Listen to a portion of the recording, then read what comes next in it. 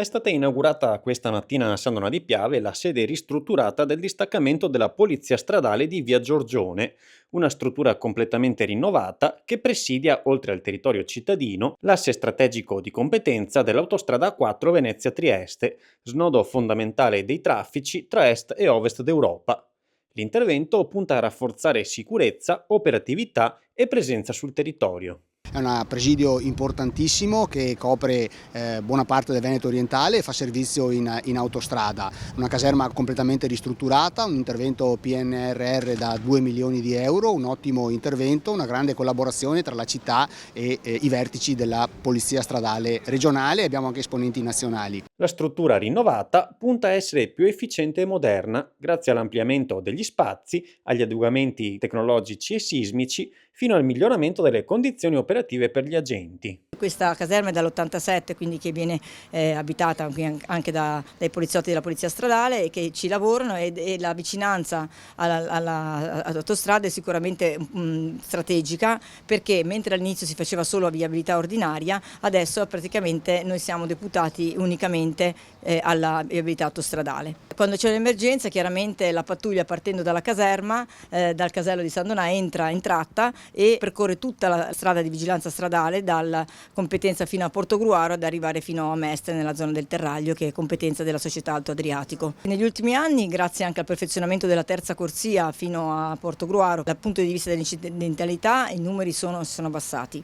Il traffico certo è molto elevato, perché la tratta è frequentata in modo ingente da mezzi pesanti, quindi da tutto il trasporto che va verso l'est, e quindi abbiamo un traffico molto intenso. Un lavoro importante è quello svolto dalla Polizia Stradale, che punta anche alla prevenzione grazie alle attività che coinvolgono le scuole. È uno dei nostri baluardi l'educazione stradale, quindi non solo la repressione ma la prevenzione in forma di educazione dei ragazzi sulla sicurezza stradale. Quindi avete visto in piazza il Pullman azzurro, che è una scuola itinerante, e la Lamborghini per far vedere appunto i nostri mezzi tecnologici, per far capire ai ragazzi che forse quindi è meglio arrivare a casa con una multa, con una sanzione, ma capire qual è il senso di questa sanzione, cioè di portare a casa la loro vita e di viaggiare in sicurezza. Un investimento strategico quindi per la sicurezza della mobilità, garantendo un presidio sempre più efficace anche lungo l'autostrada A4, una delle principali arterie del paese, che vede finalmente avvicinarsi il completamento per la terza corsia.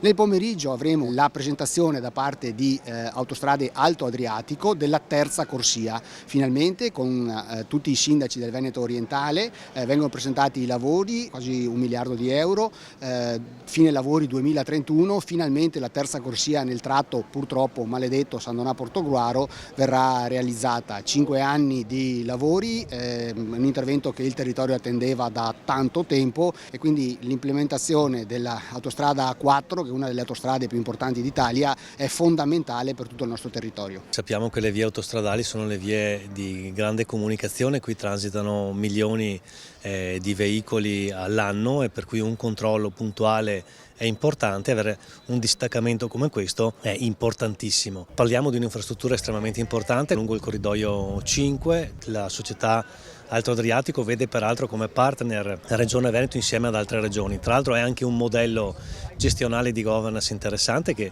potrebbe anche essere replicato in altre parti, e la 4 è fondamentale per tutto il nord-est.